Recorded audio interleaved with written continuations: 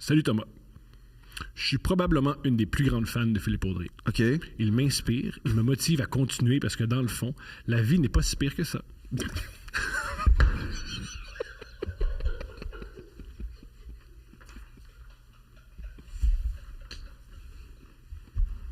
vois que c'était mon segment? T'avais dit que c'était bon. T'avais dit que c'était bon. Hey, ça fait chaud au cœur. OK. C'est tout. C'est ça son problème. Et la fille, elle se parle pas, même parce qu'elle se compare à toi, mais ça pourrait être pire. C'est ça, c'est bon. J'adore sa façon de penser et de voir le monde. Ça, merci. Depuis déjà quelques mois, je suis à la recherche d'une idée de tatou représentant Phil.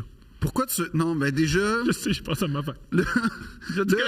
Voilà. Là, mon propre... C'est ça, c'est pas Philippe Laprise, tu te mélanges pas entre les deux.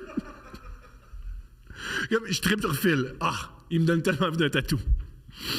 Depuis déjà quelques mois, oui, ça j'ai déjà dit, je me demandais donc si Philippe pourrait m'écrire sa phrase culte, un court poème ou même juste son autographe. Ah non, mais... Je serais la plus heureuse. Un gros merci à vous deux. Vous êtes mon podcast Bref au monde. Ben gros merci. love à vous. Non, mais honnêtement, premièrement, merci. Deuxièmement, ça me touche à l'infini.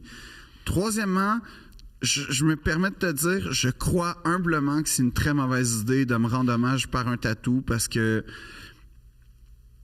je pense que ça va mal vieillir, c'est juste ça. Je pense que la pérennité je pense pas que c'est ça. Puis l'autre chose, c'est que moi, un jour, j'ai voulu me faire un tatou. Génial. En fait, non, plus que ça.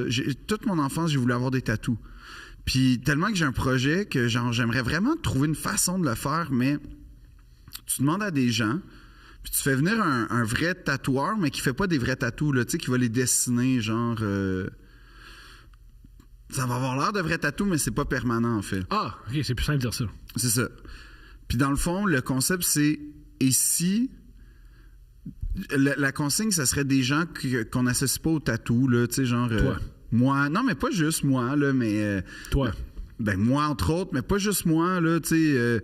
je sais pas, des artistes, peu importe, des figures publiques. François Legault. Genre, d'ailleurs, je veux le saluer. Bienvenue, François, dans le monde du podcast. Ça va être super bon, ça. Non, mais quoi, on est une grande famille. D'accord. Je suis complètement d'accord. Le matelas Andy et le collège TAV sont prêts à financer. Imagine si Eros et compagnie commanditent François Legault.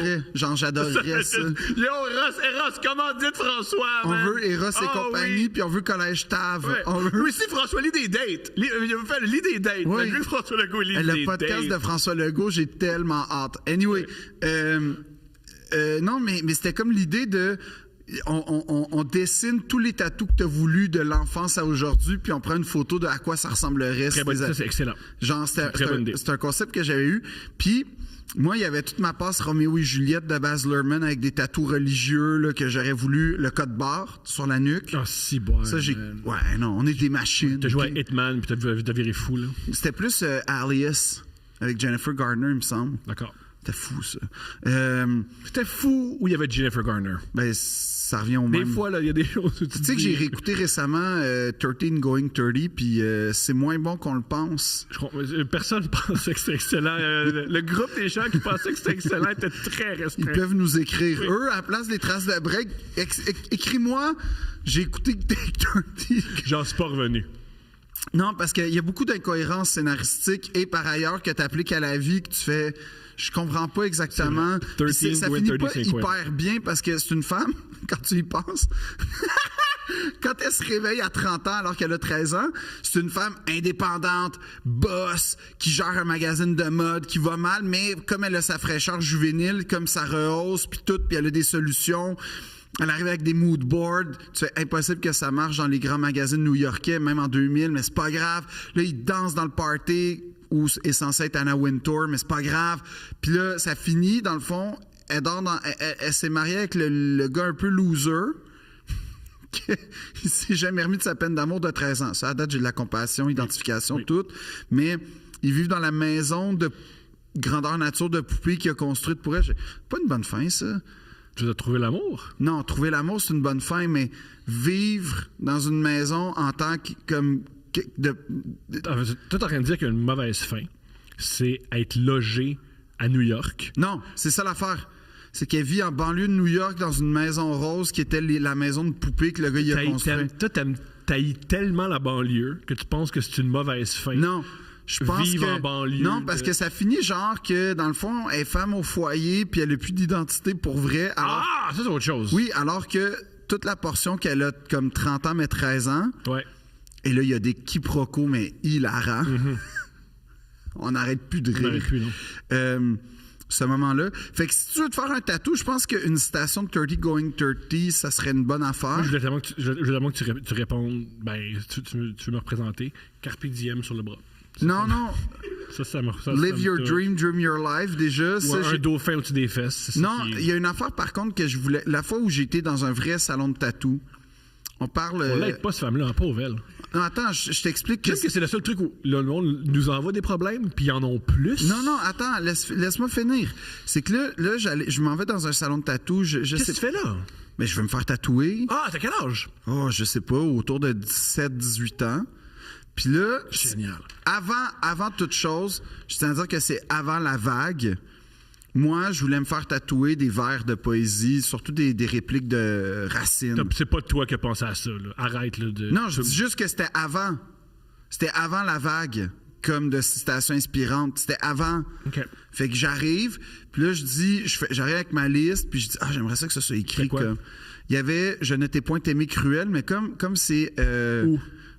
Je le voulais comme sur les côtes, un peu comme Neymar. Je ne t'ai point aimé cruel.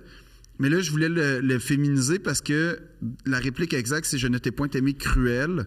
Qu'ai-je donc fait? C'est pas Andromaque qui dit ça, c'est... calice. C'est Hermione qui dit ça. Hermione. D'Andromaque. OK. Mais elle dit ça à Pyrrhus. Fait que « Je ne t'ai point aimé cruel ». U-E-L. Moi, je voulais faire cruel U-E-L-L-E. Comme parce que. Ouais, parce que à 17 ans, t'étais déjà brisé par les femmes. Non, c'est pas juste ça. C'est plus que genre, je voulais pas comme avoir une citation. Parce que dès que tu réussis à être assez loin dans l'intimité avec une femme pour te déshabiller, tu veux que le premier message que tu envoies, c'est. Je ne t'ai point aimé cruel. Je suis incel. Non, je ne t'ai point aimé cruel. Après ça, il y avait un truc, c'était je la vis, je rougis, je pâlis à sa vue.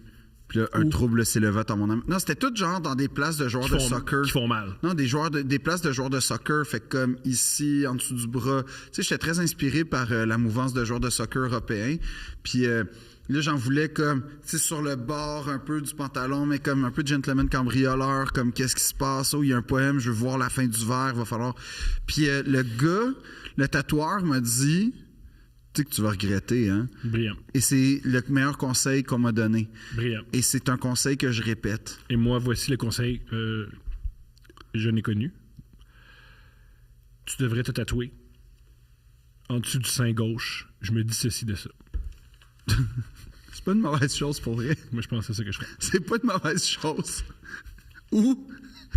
J'ai honte de ce que je suis en train de vivre. Ah oui, mais au-dessus des fesses. Au-dessus des fesses, j'ai honte de ce que je suis en train de vivre. C'est génial. C'est pas mal le résumé de ma vie. Ouais.